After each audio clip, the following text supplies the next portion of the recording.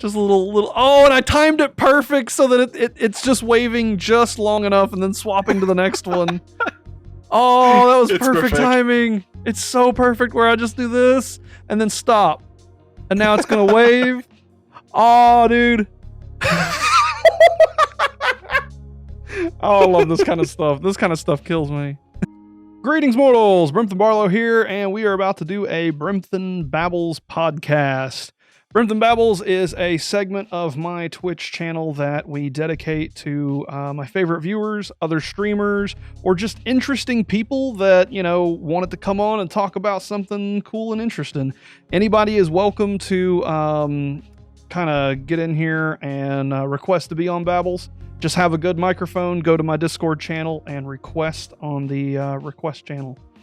Today's special guest is a very interesting person. This is one of the oldest fans I've had on my channels. Not quite as old as Bricket. No, not throwing shade or anything. Bricket's definitely the first. But Chekko has been here since the olden days. And I mean, very olden days. Back when I had Bandicam up at the top saying www.bandicam.com at the top. And that was some of the garbage content that I made.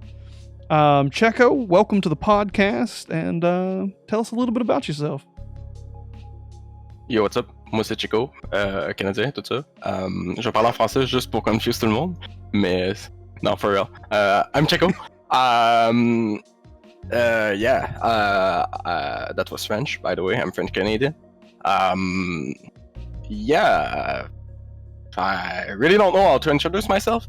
I'm a gamer, 21 years old, studying in computer science, so I'm still in school, so that's pretty much awful. Streaming sometimes on Twitch just for fun, mostly teamfight tactics because I got some gritty low, and yeah. I'm a salt mine, and I'm always pretty salty, and I'm sure that Brimthen will talk about that later on. Oh no, that is definitely a conversation, because that was a running joke for a long time. Because you know we played a little bit with Bricket, and we played with RBK. RBK was pretty much always kind of around at that time, I think. And a few other people. We had a little group together, and we would always say that you know our salt which should be renamed to Chekko. So anytime we was like anytime we would like cook something or make something or just talk about food in general, we'll talk about sprinkling a little Chekko on top of it.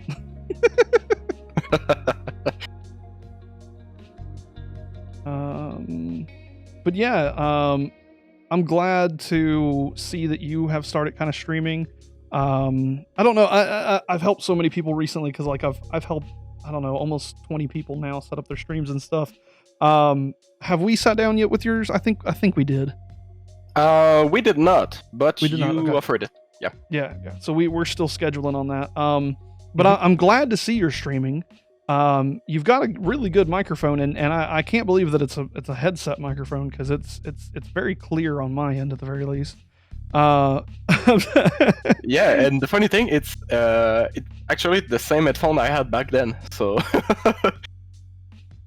that's the thing. Yeah. Yeah. No. Now that you think about it, your microphone has always been kind of clear. Even back then, because you were giving good call outs and stuff on CS:GO. I remember I was using like an old Turtle Beach headset and stuff back in the day. And like it was a garbled mess. But yeah. So you were a very old fan of mine back then. So what was your thoughts of everything back then? I mean, I did not really go that deep on your channel because we were just talking and playing together. So I was there, but it was kind of hard to watch your YouTube videos because I'm pretty sure you were not streaming at that time. Because no. I mean, if there was a YouTube video, well, maybe 30% of the time, if it was something like CS:GO, I might be in it. So yeah, it was. I don't know. I remember that I saw a few of them, even after I stopped playing CS:GO, because I stopped playing for a while, and that's how we. That's why we didn't talk for a while too. So definitely it was not the same quality that you have nowadays. So yeah, the first thing I can say, that's good to see you still alive. So yeah, and that's the thing about like online friends. Like, you know, sometimes you'll go back and forth between being able to talk to them consistently, almost daily, and then sometimes you know you'll lose a little contact or even get off of a platform. You know, say some other competitor came up that wasn't Steam. There's a good chance that we would have migrated to that and then lost contact or whatever. And you know, I feel like there's a big difference between those two times, and me and Caster Die was talking about this in our podcast recently, that nowadays online friends are starting to become more, you know, connected and close, and you build more relationships with your online friends now than you do in a way with real life friends. And you know, I have kept contact with a good number of people on online friendship type things, and you know, some of them I kind of feel closer to than, you know, some of my real life friends. But it's interesting to go and, you know, what are we talking? We're talking like 10 years now, and we're able to reconnect and re-talk and kind of go back and kind of catch up again. Mm-hmm. So yeah, I feel you on that one, because I've got a lot of friends that came from the internet that I know IRL,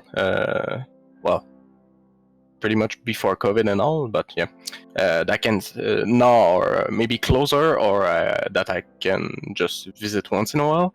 But yeah, I do share your feeling that some friends that you make online are better, well, maybe not better friends, but you can consider them better friends, because, well, there's online you cannot be someone else or yourself, because, I mean, there's no point in being someone else. If you dislike someone, you can just hang up the call or just don't talk to him ever again. So, I mean, the friends that you make online are pretty much good friends, and usually there are people that you share common interest and some things like that you might not discover in real life, because, I mean, when I introduce myself to someone, it's not, hey, I'm a gamer, I play D&D, and I play Magic. Definitely not. So, I mean, yeah, because you're able to share your interests a lot more quickly online than you are kind of in real life, because you kind of got to break the ice in real life and kind of lead into, hey, do you play video games? Do you do other stuff? You know, like. Whereas on here, you're like, hey, I play D&D. What's up? Just immediately put it on the table. But nah, like, a lot of the games that we played together was CSGO. We played a little bit of Team Fortress 2, I think. And I think we played like one game of Rust. But you were saying before we started this that you had something interesting to tell me about. And I'm kind of curious what that is. Oh, yeah. Actually, do you remember when and how we met on CSGO? Not necessarily, no. Because I do remember. Because I'm pretty sure you were playing with Bricket at the time. Yep. It was actually a random competitive match, and you were in the opponent team. And I just pressed tab in the game. Don't remember why. Maybe just see the score or something like that. And I saw your avatar that you had at the time. Oh, no, I don't know. I don't have any idea what that avatar was. It was summer of 2015. Oh, I did man, my research. I have no idea what that avatar was, and you might have me on blast here. Go for it. Oh, no. It was the protagonist of an anime that we both watched at that time. Roka! And that was the first thing we talk about, and why we... well, why we met, actually. Yeah. I don't know if you know how funny it is that Roka avatar is the thing you bring up here. Have you watched any of the other podcasts so far? Have you watched any of this? No, I did not, unfortunately. Every single podcast, every single person that I have on here, because one of the last questions I have before we hang up and everything, I always ask it every single one of these podcasts is if you watch anime. And the reason why I ask that question is because my community wants me to. And the only thing I ever bring up is Redline and Roka. I always talk about Roka and I always talk about Redline every single podcast. And here we are talking about Roka again. Yeah. That anime is straight up amazing. It is hot fire, and everybody on the planet needs to see Roka. Yeah, I agree. Oh my god. I do not watch anime as much as I watched it back then, but I sure do remember that Roka was pretty amazing. I cannot believe that's the avatar, because I had that on for probably maybe 3 or 4 months. Yeah, because I changed it often. You know, I think it was a My Little Pony at one point. But it's funny that you bring it up, because again, like every single podcast I bring up Roka, and now like that's the thing that like brought us together. See, it's all coming together. It's all coming together, guys. That is hilarious. That really is. But yeah, that's great. So what are you doing now? So you're streaming on Twitch. What's the majority of games that you stream? You know, do you have a schedule? What would you like to tell people kind of about what you do? I don't have a schedule. I streamed something like 2 days ago, 3 days ago, 4 months ago, and about 8 months ago. So yeah, no, I'm not consistent at all, and that's not really what I call a schedule. But yeah, I pretty much play only Teamfight Tactics on stream, because that's a game that I really love and that I'm actually good at. I'm in top 1% of the North America servers right now, and I'm grinding to get higher and higher. But yeah, I'm just streaming for fun, because at the start, just was hanging out in Discord with my friends, and I just shared my screens, and there was 8 people watching me playing the game. And I mean, Discord is not the best platform to stream a game, so I did want to hear myself thinking while I was playing, because it was pretty high Halo matchmate game. So yeah, I still wanted to win the game. So I just opened my OBS. I said, yo guys, I keep streaming, but on Twitch, so I can concentrate. And yeah, that's how I started streaming, and that's why I do it once in a while, because sometimes it's just my friends, sometimes there is no one, sometimes there are new people that just ask me a question about the game. It makes me happy to answer the question and maybe just talk with them. So yeah. And now you're hosting this podcast, and I'm kind of part of it too now. Haha. Yeah. So that's exciting. But nah, like I'm glad that you're streaming, because 10 years ago I had no idea what you looked like, and then I went over to your stream when we reconnected here, and finally got to have a face associated with the person I've talked to this whole time. And the reason why that's funny to me is because this whole time you've known what I've looked like. And it's a great segue to the images that I have here, because one of the first things that happened in our kind of friendship, you immediately photoshopped me in a Hearthstone card, and I'm gonna bring that up here, and I have kept this ever since, and I will periodically like go through my storage, my hard drives and stuff, and I organize everything, keep everything as organized as I can, and I'll spot this and I'm like, Chekko. But it's a great piece of art.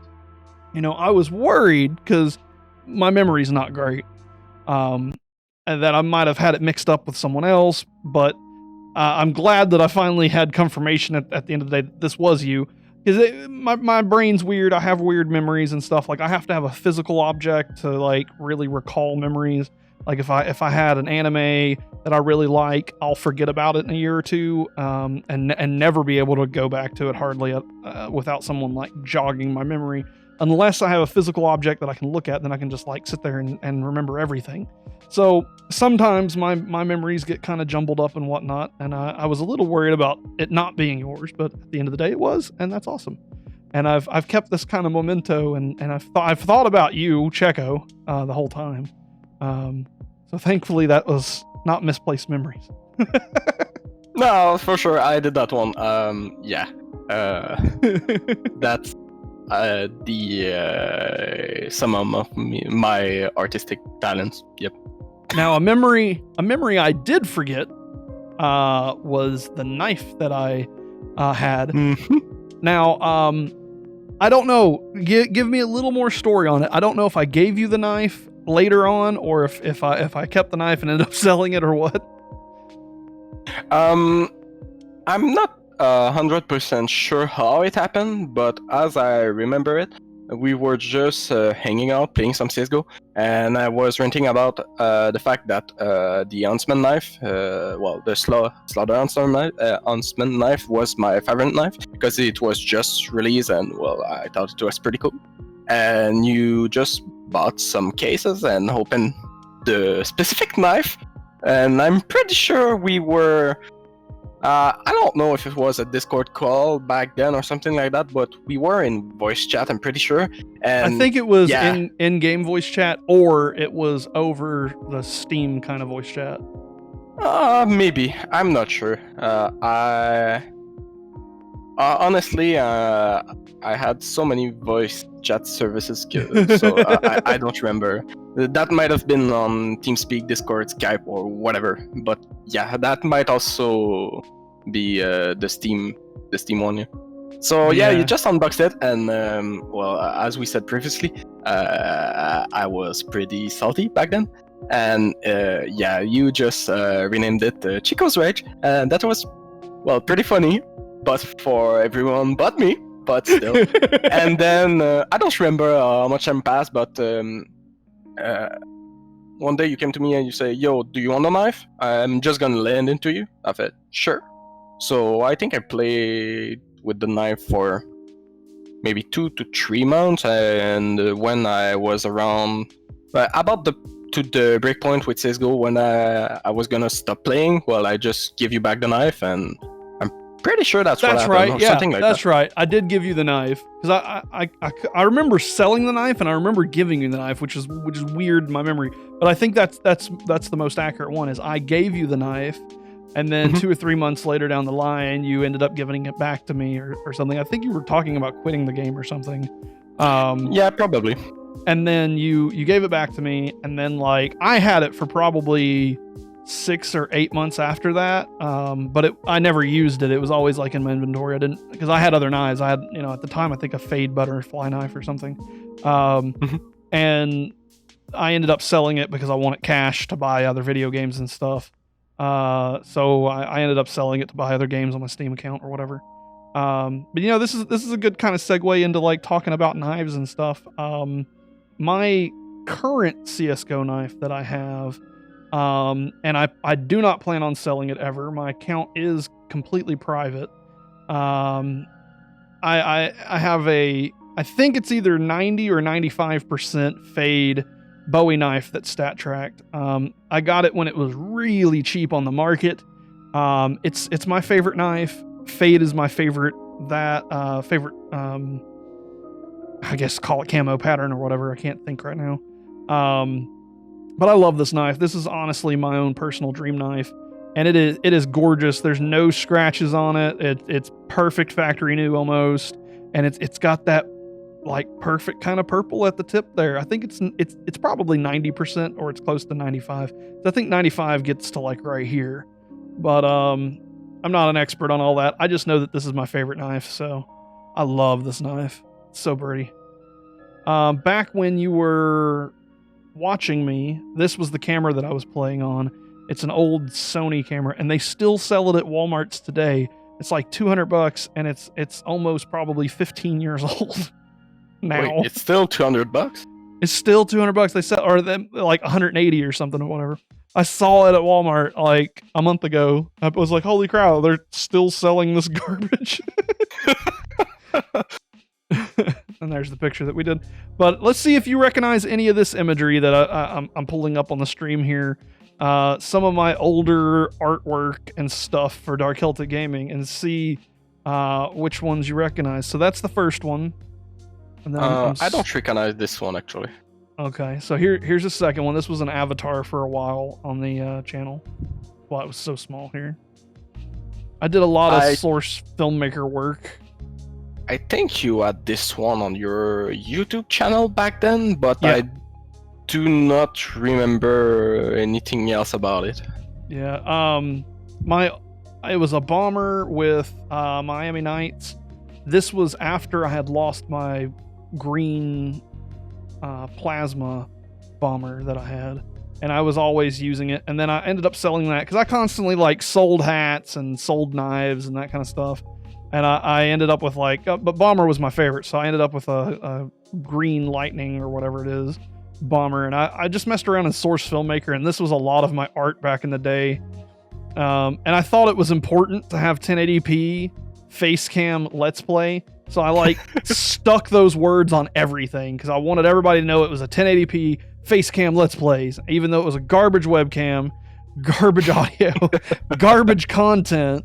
But I thought it was so cool. And I put a lot of work into making these too. Like source film is not the easiest thing to use. Do you want to hear something funny about Team Fortress? Sure. I played the game twice actually, and both time was with you. So that's the thing, and I don't know anything else about the game. And then here's some of the old CS:GO screenshots that I took. These were like the first screenshots I ever took back in the day, just like ragdoll physics and stuff. This was the first knife that I ever bought. And you can see Brickett right here. Brickett's in the background over here. And then it was a gut knife, marble fade, stat track. And then I had that for a long time. I do remember seeing you with that knife actually. Yeah, that was a beautiful knife. Well, for a gut knife, yeah. I'm not a fan of the gut knife usually, but that one was pretty sick. I'm usually not either, but since it was my first knife, I had it made in real life. Oh, cool. So I had it made in real life to be kind of similar. It's more of a rainbow gut knife, but they got close to it. It had the yellow where it was supposed to be. There's a little more red in it than what I wanted, but they made it pretty close. The same people, Tactical Knives, ended up making my favorite knife. I want to see if I can spot any of these screenshots and just be like, hey, there's Chekko, you know, like, look at that. You know, these were back in the day, Blizzard, whoever that is. Just really funny, like, moments and how, like, I got killed or whatever. I do remember the Kerman bit. Yeah. And then I had the Tiger Fade bayonet. Yeah, I also remember that one. And just like taking pictures of stuff that I thought was interesting or cool. I'm just trying to see if your name pops up in any of these. But yeah, the Velociraptor claw, the karambit, I had that made in real life because it looked like a sapphire. Almost. It was super close to being a solid sapphire, but it had that little bit of black at the tip. And I had that recreated almost perfectly in an actual karambit in real life here. And that is easily my favorite knife that I have and will ever have. And I kind of want to get it back. But I don't think I'll ever find the original because I would want the original one. Yeah. But I don't know if I'll ever get it. Yeah, more of the Tiger bayonet one. And here's this is a good picture of that. And but there's this black streak on the other side, just right there, that keeps it from being that nice sapphire look. A lot of people called it like the scammer's sapphire, you know, where you could be like, it's mostly blue, that makes it a sapphire. Yeah. Try to scam somebody. But yeah, trying to see if there's any of these pictures real quick that might pop up and show your name. Because that'd be hilarious. Oh, there's a perfect image right there. You can really see the color inside that. That's such a beautiful one.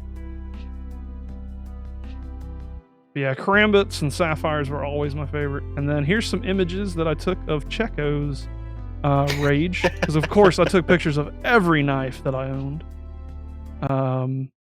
Good old Chekko's rage right there. Actually, that might be you. There's my I gotta get this one. We've got to see. What's the easiest way? Copy page URL and then put it into Google maybe? Let's see here. Paste and go. Yeah, here we go. Let's see. Let's get zoomed in here. Do you recognize this as one of your avatars? Because I think you might have been in here. No, that's RBK. I think that's RBK's. But there's no, that was me. Oh, that's you. Okay. That's me because it's an avatar from the protagonist of Nisekoi, one of my favorite anime. Yeah, and RBK was a fan of Nisekoi, so he had other ones similar to that. But there's my little Adler picture there.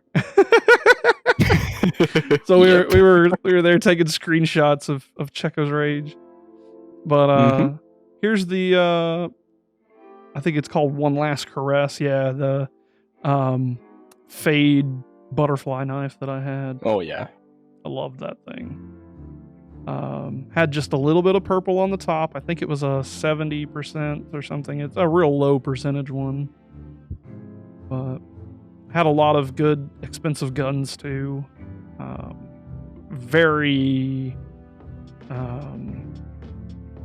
Had some scratches on it. I think it was minimum wear. But yeah, I miss a lot of these skins, man. I really do. Yep. I do share your feeling. I got rid of a lot of skin that I had back then. And, well, the majority are way too pricey to buy back. So I'm just... Yeah, I loved my little anime gun that I had here. I guess I would run around with this little anime gun just popping people. Yeah, I do remember the stickers. Yeah, I loved those stickers. There's a AK first kill comeback. The name tags for some of these that I ended up like, some of them I put through. Oh yeah, the plow. Yeah, this is one of them. Because the noise that the Nova makes is plow. Like just so I called it plow. Put those stickers on it. I always liked the blue guns. Blue's my favorite color. I was always looking for blue stuff. Match the sapphire. There's Chekko's rage in its full glory right there with the little name tag on the side. Real classic. I took a bunch of pictures of it. And here's a screenshot of my inventory for a long time. I had the Velociraptor Claw, the One Last Caress, and Chekko's Rage in there. My little Silver Surfer, Silver Elite Master. Like, obviously, the skins was 100%, you know, keeping me in the high tiers of the game. Yeah. Hey! Chekko, you killed me. I think I found one where you killed me. Yeah. Shot with a Nova. Here's where you shot me. Yes? No? No? Huh? Hold up. My name's not in here, it doesn't look like. I don't remember the context of that one, but maybe I was spectating you? Maybe. I think I was spectating you and I saw you die and I just took a screenshot. Yeah, that's what it is. I was watching you and I just took pictures of you. I just took pictures of you dying.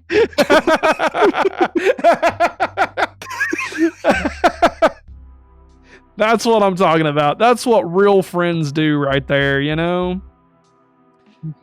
Oh, this was a beautiful knife. The slaughter flip knife. Real thin. I also remember that one, yeah. But I'm pretty sure you did not keep that one that long, though.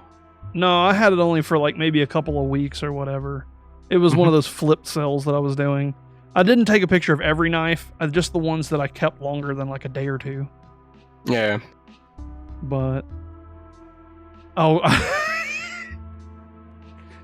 this is slightly not safe for work.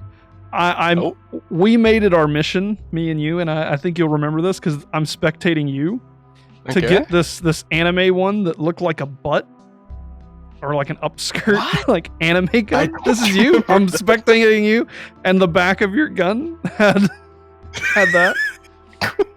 100%. I remember us making jokes and trying to find another one because we all wanted matching ones. So to make it a thing and rename them and all this other stuff, but like it looked like upskirt, you know. That's this is you. I don't remember that at all, but that's something I will do.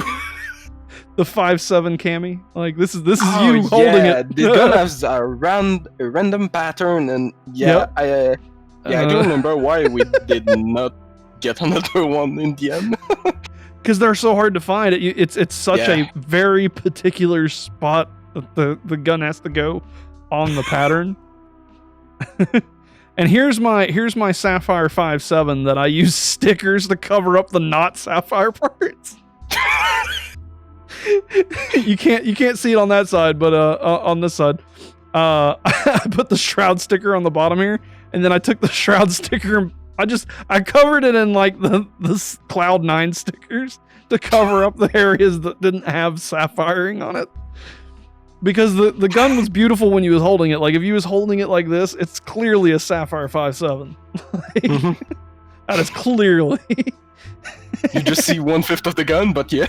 Yeah, exactly. Here's a rusty gut knife. I don't know why, but I really like the idea of having a rusted gut knife. Like, it looks a lot more mean. That's like a murder weapon right there. Yeah. And then the Zoidberg gun that I had. Just such a bunch of goofy stuff.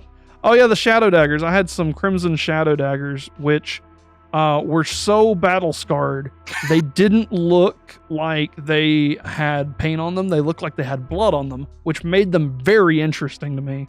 This is when I was Gold Nova 2 as well. You get over here. Yeah, I remember I was Gold Nova 2, and that was before the rank rework, because now, everyone is silver, or something like that. I'm pretty sure. And there's the Adler avatar that I had. Oh, yeah. In its full glory.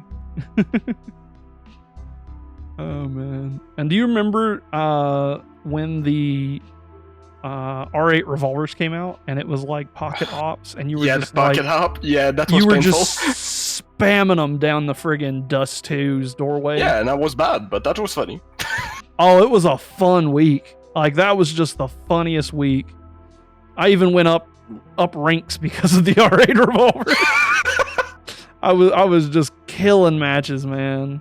It was great. And I had a Crimson Web R8 revolver, and I was just like, no, that's dog meat. No, I ended up with this revolver. I know I ended up with this red revolver.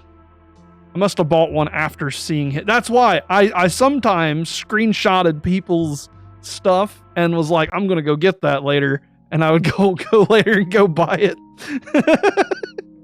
And I wanted that. Now this is why I pretty much quit CS:GO. You're gonna see a whole bunch of screenshots here. I went, and this is no joke.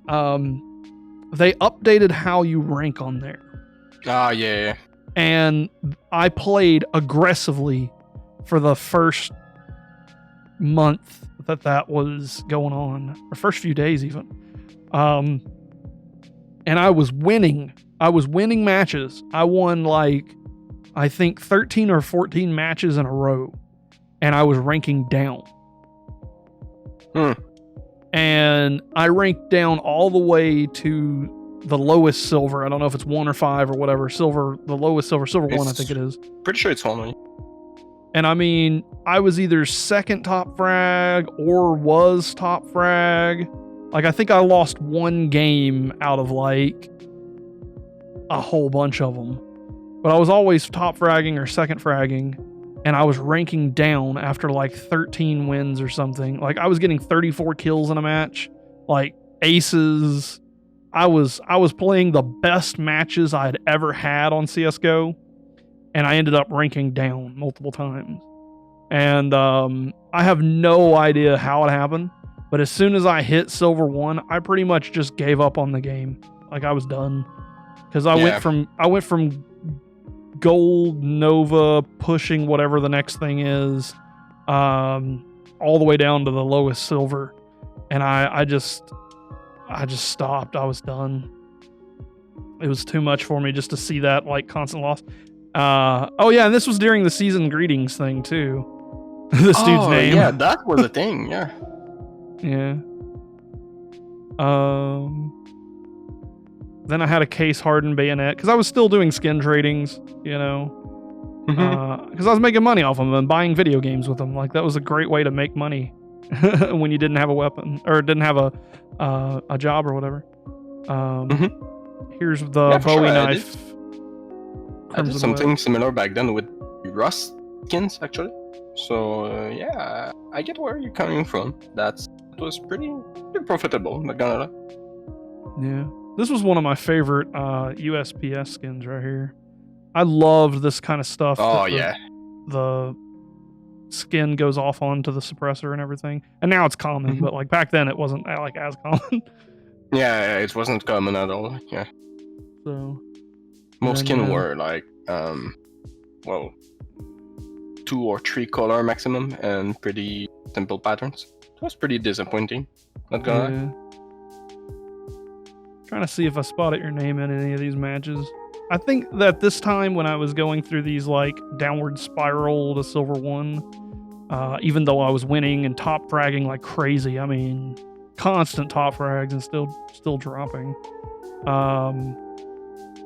Like here's one of the losses I had right here, and I was 43 kills. This is one of the few losses that I had, and I had 43 and 25. Like. Just annihilating an entire server and still losing. Like, I have no idea what caused all that. But it made me quit, so I gave up, you know. Yeah. I'm pretty sure it was about the same that happened for me, so I get where you're coming from. And I'm pretty sure I quit after. Also, I quit after the rank update. Yeah. I do believe that's why I quit the game. Also. Makes sense. The rank update it messed stuff up, you know. Yeah. At the end of the day. So back to you here. You care if I show your Twitch on screen here? Show maybe a clip from your stuff? I'm not sure there's any clip at all, but go ahead. Yeah, just to show kind of where to go to. Just to go show where to see you at here. I think it's the Chekko. Yep, exactly. Yeah. Because Chekko was taken, obviously. Because 2013 was not early enough. You're not saving your VODs. That's the thing. I got you. No, I did remove all my VODs because I once had some DNCA content, so I just removed all. So it was while the DMCA stuff began, so I didn't take any chance, that I just removed it all. Gotcha. Well, your current stream looks really good. You've got really good art. You got a very handsome person on there. This current stream just looks really good right now, you know. Yeah. I'm gonna give a wave. Look at how my stream looks. I love that. Just a little. Oh, and I timed it perfect so that it's just waving just long enough and then swapping to the next one. Oh, that was It's perfect timing. It's so perfect where I just do this and then stop. And now it's going to wave. Oh, dude. Oh, I love this kind of stuff. This kind of stuff kills me. Visual thing for those that are just listening to everything right now. You'd haven't seen it. That is great. Gotta watch it, bud. But anyway, back to other stuff. That was our little show and tell moment, and y'all should go check out the Chekko and sub to him and whatever, and he's gonna start up some other streams later on, I'm sure. Mm-hmm. The only thing is I do stream in French, but yeah, I do consider myself bilingual, so I if anyone's like TFT and have any question, come and ask. It's not a problem at all. Yeah, you change languages based on what the chat looks like. Yeah, definitely. Well, I mean, I think that's the best way to go, because I know some French native people, some English native people, and I mean, I do speak both language, not perfectly equally, but still. So, yeah. I mean, I won't just ignore someone because it's not, well, obviously, if it's something like German that I obviously do not understand well, that might be a problem, but... Another thing that we're about to share together, and I think you watched the new announcement trailer that I set out for it. We're going to be doing the Minecraft SMP together. KFX SMP is going to be launching March 14th. It's a group of probably now like 30 streamers, I think, strong. Yeah, I'm pretty sure that's 30, and maybe more. Yeah. I still got to update the list, man. We got this big current member list, and it's gotten to where it's hard for me to keep track of. But I'm happy about it. It's a mishmash of ideas where, you know, we're all starting out as Vikings in Viking time, but there's some people that got characters that have been time travelers or, you know, space robot pirates or whatever. And the whole entire overarching premise is that it's kind of a universes collide thing, where we've traveled to this new world and just strange things kind of happen. The first few probably streams that we do on it are, you know, building and gathering resources, and, you know, there's going to be a lot of role play. There's a lot of storytelling that's going to be involved, but we're all just kind of loosely playing characters. And there's not too much like guidelines on what to do. It's just mostly like, you know, have fun, fellowship together, and be a community. And got a bunch of streamers on it right now. Really proud of everybody. We've all been kind of working together to get everybody's settings set up and looking good, and everybody kind of growing together. And it's been a wonderful experience on my side, just seeing all of the enthusiasm everybody has. But yeah, honestly, it's gonna be great. It's gonna be a pretty great Minecraft experience, and I mean, it also might be the best timing that you could ever had with the new update that they're doing, because, I mean, what is it now? 1.17, I guess? Yeah, 1.17. Yeah, I mean, that's a big update, and it's gonna change a lot of things, and I'm pretty sure it's one of the biggest updates they never ever did, because, I mean, I don't remember them changing the our apparition on the map since something like beta. Yeah. Oh no, actually, they shuffled quite a bit of thing in 1.5 when they introduced the redstone or something like that. But that's all. So just, I mean, the fact that the bedrock is minus 64 now is something that I cannot. Mm-hmm. And the only other part of the update that's happened is they, you know, extended the world height at one point. I don't know what you know, I don't know which when it came out edition wise, but I remember the world height got like increased by 60 or 100 or something way back when. I think it was 64. Yeah, that will make sense. Yep. Because I've been playing Minecraft since it was either alpha or beta. Like, my experience with Minecraft was basically, and I've actually got a video on it. because they still have a version of it as browser Minecraft, where nothing's saved, there was no enemies, and then because I would play it at school, it was one of the few websites that wasn't banned by our school, and I would go and I would play Minecraft. And then I finally got an actual copy of it, and it was right before the Halloween update where they added skeletons and I think the Nether or whatever. So I've been kind of playing a little bit before the enemies in the game was there. Yeah. I'm pretty sure that I started playing just before release, so it was a few months after, well, maybe a year after that. After they introduced the hostile mobs. But yeah, it's been quite a while. I think it was 2010, 2011 maybe? I don't remember when. I think the release was November 2011, so around that point. Something like that. Gotcha. I was fairly young, yep. So, what else are you into? What hobbies do you do now outside of gaming and whatnot? Well, I do love everything related to computer science. That's why I'm currently studying it, working in computer science. I do some operational development for a credit union company, which that's pretty big in Canada, actually. So that's it's currently an internship, but it's gonna be a part-time job when I go back to university this summer. And yeah, no, that's pretty fun. I do like it, but I mean, it's 9 to 5, so still something.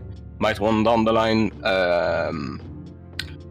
just make a small company to do some specific thing, probably around everything that's around the cloud, I guess, because the term in French is info nuagique, but I don't know the exact translation for that. But yeah, it's all cloud computing and stuff. So yeah, that's pretty cool. Gotcha. Yeah, I also got my passion for gaming and everything that is fantasy-like. So I am a complete rookie, but I do play Magic in the Commander format with my friends. Oh. It's been quite difficult to play lately, but that's a thing. Yeah. I play a lot of Commander, that's for sure. And it's a little bit controversial. I've been playing back and forth of how I'm going to kind of talk about it on TikTok and Twitch and everything, but I do a lot of proxying. I've bought a lot of cards in my life too, so there's no deficit that Wizards could ever talk about against how much I've spent on them. But a large portion of the decks that I play is Commander decks. And I play a lot of kind of competitive EDH, but I have a lot of fun decks too. I play a little bit of everything, but at the end of the day, I've got up there on that shelf up there somewhere around 20 decks that I have printed, and they're all $5,000 each to $10,000 each. There's no way I would ever have that kind of capital to support any of that. Yeah, no, for sure. So, I printed a lot of mine, but at the same time, I do own a lot of the cards, but I might own only like one copy of it, so to speak. Yeah, but I mean, I don't think.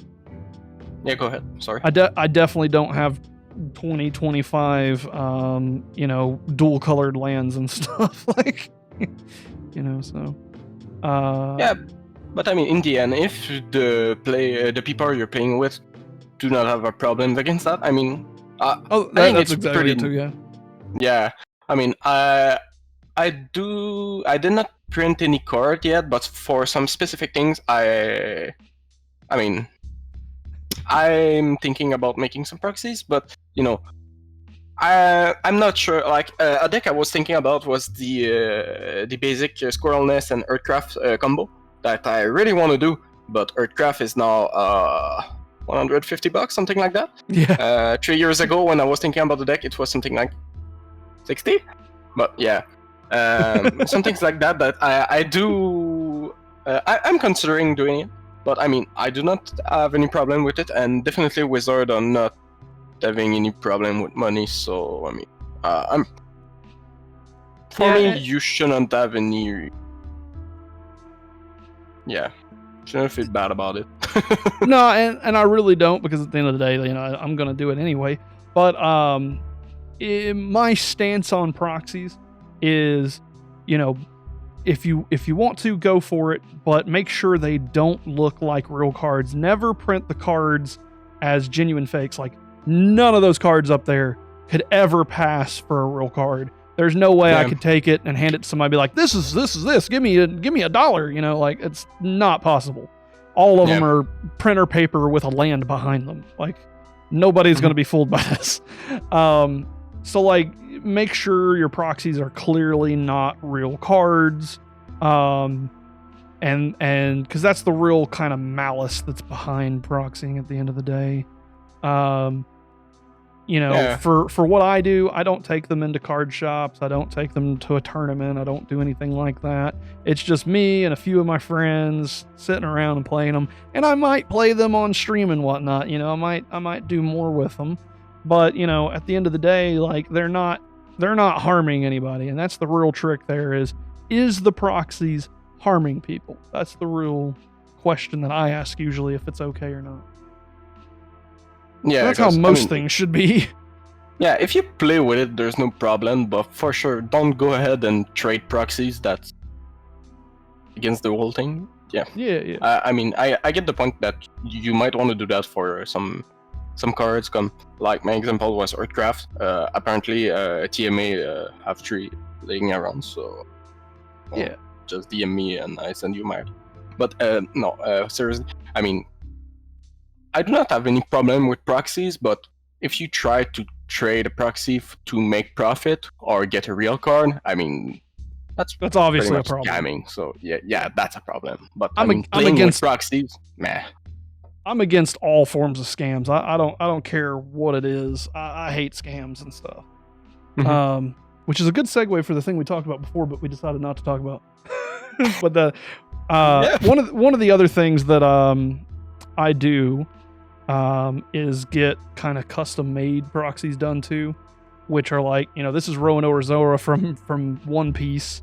And then here's an Ainz Al Ghul card that I had made, and they're very clearly not actual Magic cards. And they even have like the name of the Magic card underneath them, and Vaporkin is the one that makes those. He is a really, really cool TikTok person, Vaporkin. Runs his own little proxy shop and whatnot.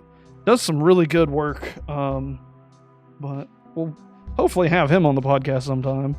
At the very least, I'll be doing a review of his cards he makes at some point. But, by the way, did you see the I don't remember what they call it, but the special release that Wizard does for some I don't remember the exact name, but it's been going on for I think 18 months now. But they released Walking Dead set of commander cards. I don't know if you saw that. Yeah, Secret Lair. Yeah, Secret Lair, exactly. I did forget the name. Yeah, Secret Lair stuff is actually really cool. I've considered buying a few of them, but the foiling that they do nowadays becomes Pringles, and I can't really justify buying a special set like that if it's going to, kind of fold up on me. Yeah, the only one I wanted to buy, and I actually did forget because it was around last Christmas and I had a lot of things to do, was the Secret Lair Bob Ross land pack. Yes! Oh, I want those. At the end of the day, it's only some basic land, so I was like, do I want to pay something like $20 for a land? I'm a sucker for Bob Ross stuff, and I don't know how many people know this, but like every Bob Ross painting is in like a warehouse owned by his family, and they like refuse to sell the artworks or really do much with the artworks. And it was really, really surprising that they gave access to Wizards to work with those, because like they've been very shut door on like Bob Ross's works from his TV show and stuff. So I was very surprised when that came up. But let me talk on one thing here. This is another little advertisement thing for me. So this weekend is obviously the Minecraft SMP and celebrating getting that set up and all the streamers that's working together on that. The week after that, the March 21st, well, actually the 19th to the 21st, my nephew will be here. So you're going to see a lot of co-op Dark Souls that we're getting back in, and hopefully he can get to Anor Londo or something. We'll be playing a lot more Dark Souls the 19th to the 21st. But 21st in particular is a Magic the Gathering day.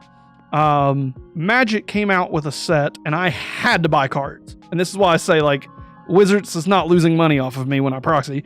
I had to get the Kaldum set. I had to get as much as I can. I bought both of the pre-made commanders, the Elven Empire and Phantom Reminiscent or whatever. So I have both of those because I love pre-constructed decks. I bought 2 set booster boxes, and I plan on opening these set booster boxes in a special event on the 21st, where me and my nephew and 3 close friends are going to sit down and do a booster draft live on Twitch here. I don't know what time it's going to be, but we've dedicated this day because now I can get my nephew in there and we have one other person that can sit down and kind of do it. So we'll have a big group of people around a table opening packs and talking about cards and then playing matches together and everything once we get our decks built. And I have a special prize dedicated to who wins that. I'm trying to check in the chat. Nance is here. Nance, close your ears. This is a spoiler. The winner of the draft, ... is going to get a collector's booster pack from Kaldheim here. Because I've got, I have 3 of these booster packs here, basically. The only caveat that I have to giving the booster pack away, and I don't care what card comes up other than the single one card, I am looking for a foil Halvar in the alternate art, and that's why I've bought all these cards, because I want Halvar so bad. And it's gonna be a foil one, so whoever is winning the draft will be able to get one of those. Real quick, sorry everybody in chat. Nightbot is a new thing that we have, and it's screwing with a lot of stuff. I don't know how to fix it just yet. It's something that we're working on still. Sorry for all of the people that's kind of getting like warninged right now. Actually, I'll just try to demod it or something. Can I just mod? I don't know how to fix the Nightbot stuff. I am very illiterate on bots.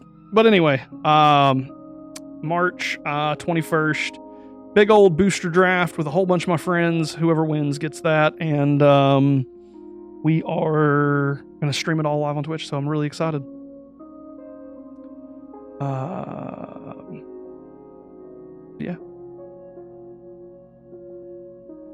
Yeah, I really don't know. But no, I love Magic. Magic is one of the best things, and it's something that I want to push more onto the YouTube. Like, I'd like to make some guides. I want to make deck build tutorials. I want to do a lot of hobby stuff because I'm into a whole bunch of hobby stuff: Dungeons and Dragons, Warhammer 40K, and I want to expand on hobbyism at some point as my channel grows. So,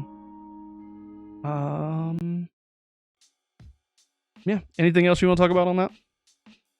Well, you just talked about D&D, and I mean, I'm curious, are you more a player or DM? I've been a player in one game, but I've been a dungeon master probably now for, let's see, I did 5 years down in Atlanta, and I did a couple years, 3 years before that. I've been probably a DM for 8 to 9 years now.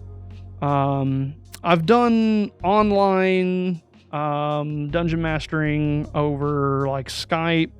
That was the majority of my games that I played. But I had basically 3 campaigns I ran in person. 2 of them lasted over a year, or right at a year. One of them lasted maybe 8 months or so. TMA's in here. He puts way too much effort into it, I assure you. Yeah, I've got like tons of miniatures. I've got maps. I've got boards. I've got music I play during it. Like I have this whole kind of show on it. And right now on YouTube, I have a one that I streamed. I streamed Curse of Strahd for a little while, but I'm not too happy with it. And COVID hit, and we kind of stopped playing.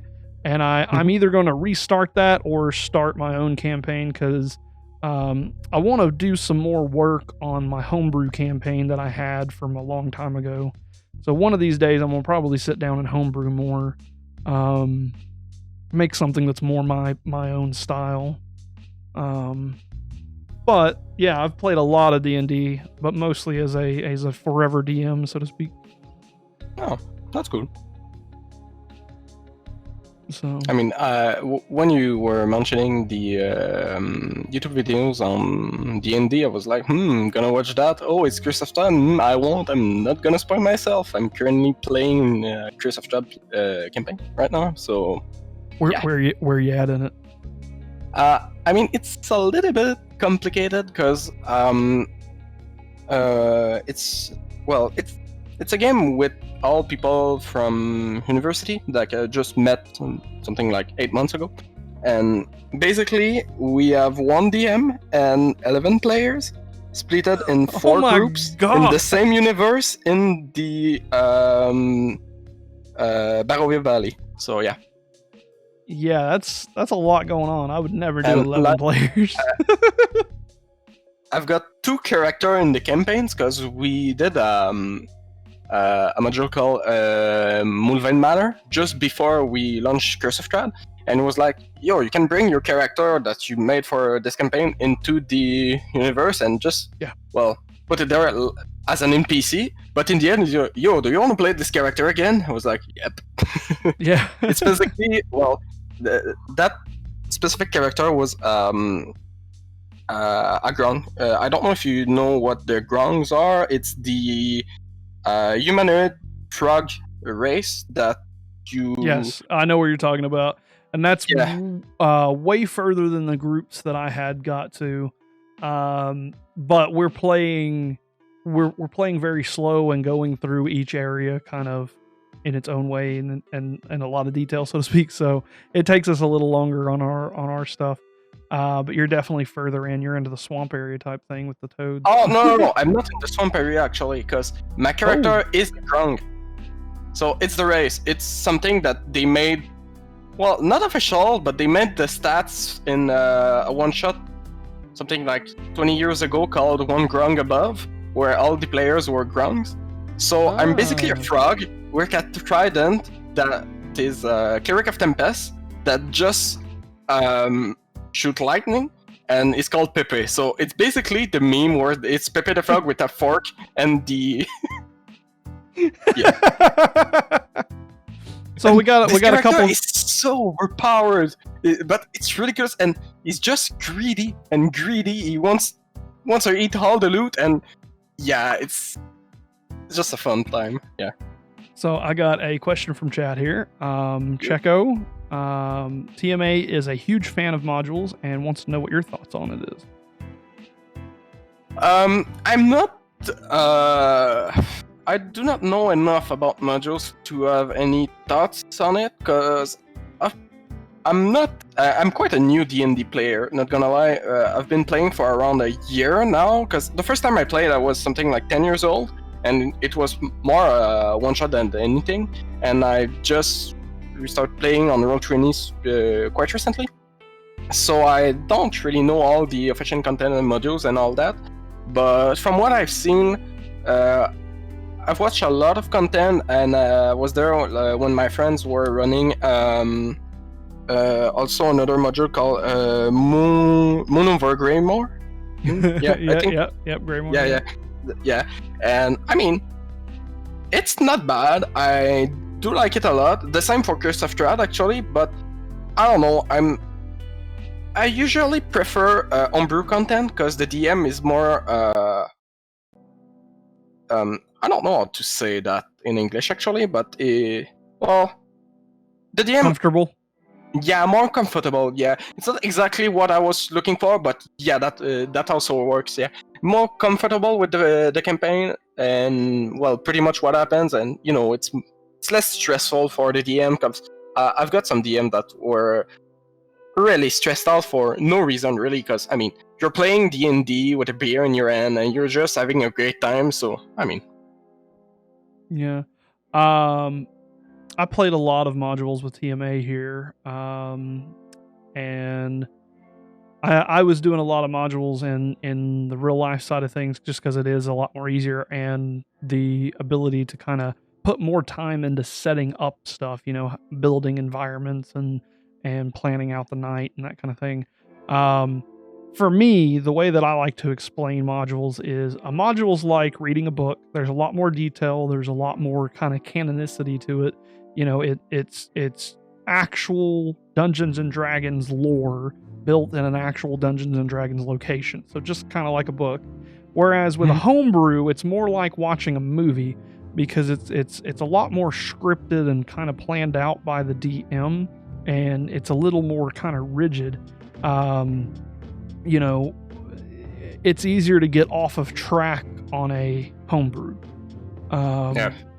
But like TMA just said, COVID made modules easier to run for online campaigns, and homebrew just takes a ton of setup, but the worlds are totally more amazing. And the DM has a lot more liberty to do things inside than the homebrews. You can kind of cater and make it more kind of custom to the group. And that's kind of what I'm wanting to do on my next kind of venture with it, is sit down with the group that I got right now. Just be like, hey, look, this is what we're wanting to do. What kind of theme do you want? And kind of play around with their ideas and fit it into my own kind of narrative. But yeah, my favorite module so far, quite easily, is Curse of Strahd. It's just it's well written. It's an older module where they've remade it. So there's tons of lore out there. There's so much resources. Ooh, this is actually also a new guide for Curse of Strahd releasing soon. Van Richard Guide to Ravenloft. I think it's gonna release in April, but I'm not 100% sure. But it's the next official guide after Tasha's Cauldron of Everything. Gotcha. Tasha's Cauldron of Everything is interesting to me by itself. Sorry, I'm slightly distracted. I may have just butchered whatever you just said. I'm gonna put it in chat. It's new content for the Ravenloft universe. It's Van Richten Guides to Ravenloft. That's gonna release soon, See, I've watched I've listened to the audiobooks for Strahd and Memoirs of a Vampire and Strahd. I can't say his name. It's A something Akastran or something. I don't know. I don't have it in front of me. And I love Van Richten. So I'm very interested in that. And I pitched it to my current group of like restarting Curse of Strahd, but with the new stuff they're adding in. But I don't know yet. I don't know what I'm going to decide just yet on that. Yeah, I don't know what's in the book actually, because I don't want to spoil myself, because we're not that far in the campaign. I mean, we did infiltrate Ravenloft as a party of 2 clerics, and at level 5, and got caught. But still, we're not that far yet. That must have been a nightmare for your DM to kind of sit there and go, okay, how do I handle them going straight to the castle? Oh, no. We were just on... I think we were going from Barovia to Valaki, and he says, there's a black caravan going to Ravenloft. We just said, we hop in. Oh, no, that's okay. Never mind. I don't remember the name exactly, but yeah. And there's just an NPC in front of the door. It says, okay, yeah, you can enter. You can steal all you want.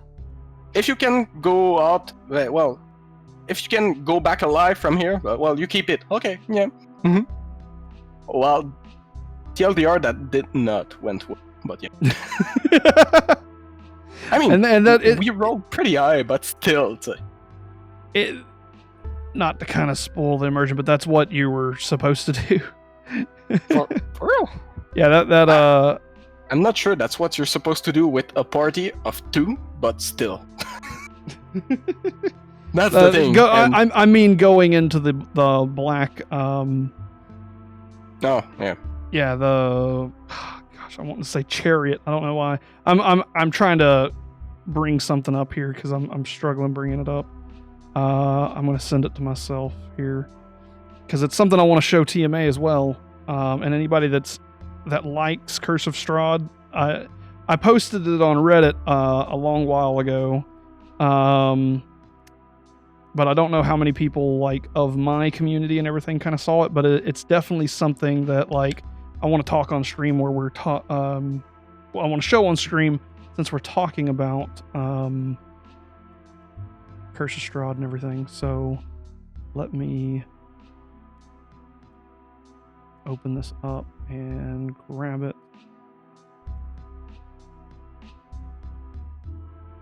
This is a very great moment in my life here, okay? So a buddy of mine, which is, well, I'll rephrase that slightly. A buddy of my father, who has been playing Dungeons and Dragons since 1991 when he was like, or no, earlier than that, I guess it was. He's been playing longer than I've been alive. Like he was a teenager when like Curse of Strahd was first out. He was like in the old original sets and everything. And him and his friends played for a long time before they're like ending up like separating or going to the military or something like that. And he has a jacket, and he's been offered like thousands of dollars for this jacket that he had made in 1991, and it is a depiction of Curse of Strahd, and he will never sell it because it has so many memories. There's places where he's like wrecked motorcycles and his blood's on there, like his friend's blood's on there or something. Like he would never sell this jacket, but oh my gosh, like this is such a piece of art and a piece of history of Curse of Strahd, honestly. And I was at his house, we were grilling and whatnot, and we were all just kind of hanging around talking, and I was like, yeah, lately I've been playing Dungeons and Dragons. I'm a dungeon master. I just casually tell stuff because I'm, extroverted like that. And I'll just spout out random stuff in conversations that don't make any sense. And he looked at me dead straight in the eye, and he pointed at me and went, "I have something to show you." And he said he hadn't talked about D&D in probably 20 years, 30 years, something like that. And he pulled this out of a shed in his backyard and like held it up, and my jaw dropped to the ground immediately. Like that is such a cool like memento to Dungeons and Dragons, and it even has like Metallica over here, and like it's just classic 90s denim jacket that like got art made on it, I guess airbrushed or whatever. Like it's so beautiful. So, and the words here, just in case nobody can really read it, is it says, "Don't you know what the night can do?" And that is very accurate. So that is how Strahd was portrayed back in the day, and how Tatiana was portrayed back in the day. It looked a lot more like Dracula because they're playing off the Dracula idea, obviously. Yeah. So, and that Reddit post that I made actually is probably, I don't have it up here. It's one of the biggest Reddit posts that I've made so far. It got a bunch of medals, and I think somewhere like 600 upvotes, which is a lot for me since I don't like sit around and try to get upvotes constantly. But I posted it to r/Curse of Strahd, which no player should ever go to, because r/Curse of Strahd is 100% a DM's resource to running Curse of Strahd. Well, So, I've been there once because I was questioning myself because we went through that house as a party of 4 without a healer, and we beat the shambling mob. And I was really wondering if we were supposed to be in it. And that's the only time I went to this subreddit, and oh boy, I spoiled myself a lot. Well, I run Mandy's mod, so my shambling mound is a giant demon baby thing, so it's a lot more gory and spooky and scary and whatnot. But anyway, we'll get off of that so we don't spoil anybody anything. Yeah, I think that we'll try to kind of wrap it up here. You're welcome to come back on the podcast anytime. Anybody that's ever been on the podcast is always welcome back. We'll schedule another one if you have something else you want to talk about or sit down with. Maybe we'll find some games to play or something together and like co-op. Maybe the SMP. Yeah, the SMP as well. We'll be there too. That's a good point. So yeah, we'll do some closing statements here. Tell people where they can find you and where best to reach you if you do TikTok, Twitch, that kind of stuff one last time, and then we'll wrap it up. Well, they can find me actually in your Discord. I'm in there, and you should be there.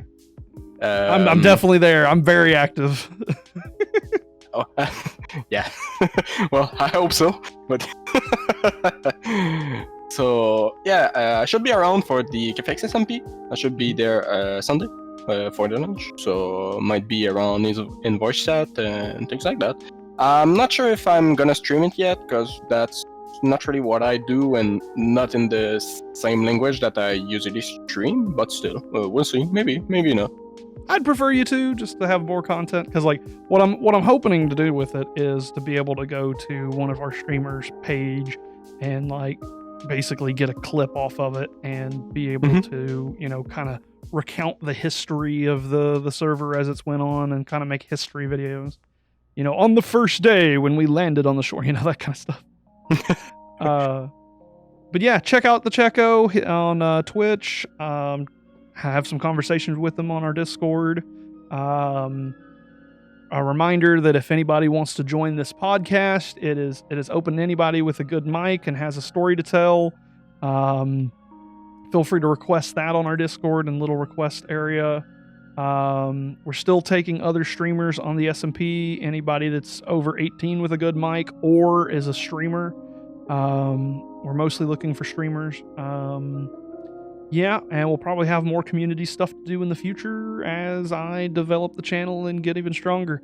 I'm so proud of our community right now because we just hit over 100 people on our follows, and that's a big milestone. So I'm really, really excited about that and to keep growing, so to speak. So hopefully you'll have kind of similar growth. Let's get you up to affiliate, Chekko, you know? Yeah, I gotta make a schedule first, but yeah. I gotta stream more than once every 4 months, so. Anyway, but for sure, yeah. I'm gonna stream more, so yeah. You can find me on Twitter. Thank you everybody for watching. Stay tuned for more. Hopefully you guys enjoyed the video. Peace.